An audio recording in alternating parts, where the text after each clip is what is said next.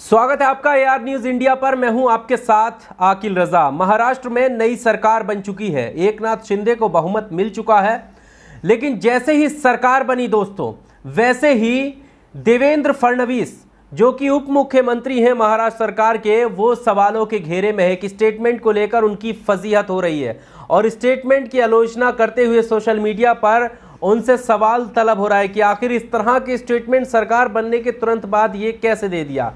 क्या कुछ उन्होंने कहा जिस पर उनकी फजीहत हो रही है, इस पर हम बात करेंगे, आपके सामने रखेंगे।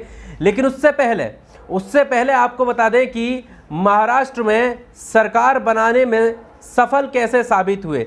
दरअसल महाराष्ट्र के नए सीएम एकनाथ शिंदे ने अग्निपथ जो परीक्षा थी वो पास कर ली है, यानी फ्लोर टेस्ट पास कर लिया है और फ्लोर टेस्ट में उनको 164 वोट मिले।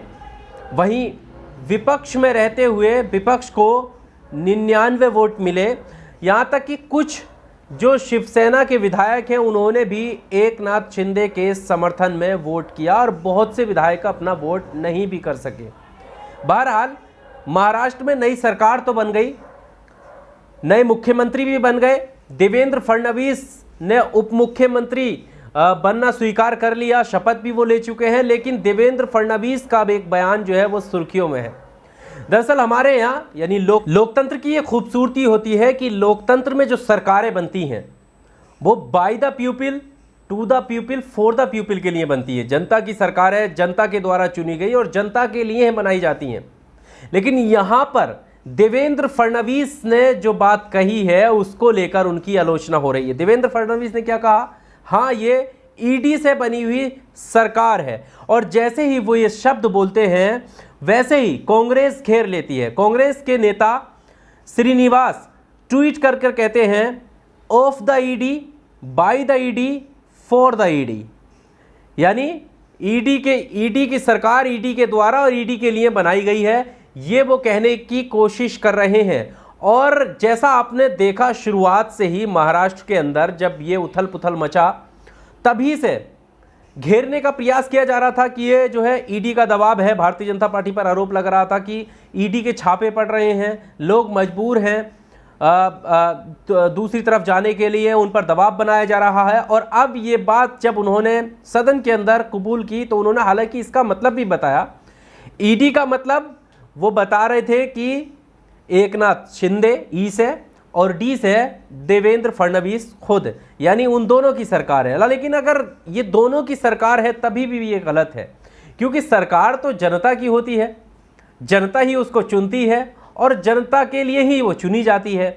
यहाँ पर ईडी का शब्द लाना ये अपने आप में कड़ी आलोचना वाला शब्द है और इसीलिए फजीहत का सामना करना पड़ रहा है। यानी अभी सरकार बनी नहीं थी, उससे पहले ही देवेंद्र फडणवीस सवालों के घेरे में है। इसके अलावा जो शरद पवार हैं उनका भी एक बयान आया है। शरद पवार ने कहा है कि ये सरकार ज़्यादा दिन चलने वाली नहीं है, ये सरकार जल्द ही टूट जाएगी। यहाँ तक कि उन्होंने ये वादा किया कि ये 3 से 4 महीने तक ही सरकार टिक पाएगी, उसके बाद टूट जाएगी। लेकिन देवेंद्र फडणवीस का जो स्टेटमेंट है उसको लेकर काफ़ी उन्हें फजीहत का सामना करना पड़ रहा है। ये आप न्यूज़ 24 की खबर देख सकते हैं जिसमें उन्होंने उस स्टेटमेंट को कोट करते हुए ट्वीट किया है। उन्होंने कहा कि देवेंद्र फडणवीस बोले, महाराष्ट्र में ईडी की सरकार है। यानी जो आरोप लग रहे थे विपक्ष की तरफ से वो आरोप इन्होंने कबूले हैं, लेकिन कबूल करते हुए ई और डी का मतलब बदल दिया है। एकनाथ शिंदे और देवेंद्र फडणवीस उन्होंने लिखा है कि ये इनकी सरकार है, लेकिन वहीं कांग्रेस ने घेर लिया इस वजह से क्योंकि ये तो भाई जनता, by the people, to the people, for the people की गवर्नमेंट होती है किसी भी लोकतंत्र देश में, और हमारे देश में यही कहा आया है। लेकिन यहाँ पर ईडी का नाम लेकर जो है ये घेर रहे हैं। आपको क्या लगता है? इस वीडियो में सिर्फ इतना ही। आप भी अपनी राय ज़रूर दीजिएगा कि क्या ये जनता के द्वारा, जनता के लिए, जनता के हित में चुनी हुई सरकार है या फिर बाकी ईडी के इशारे पर ये सरकार बनी हुई है।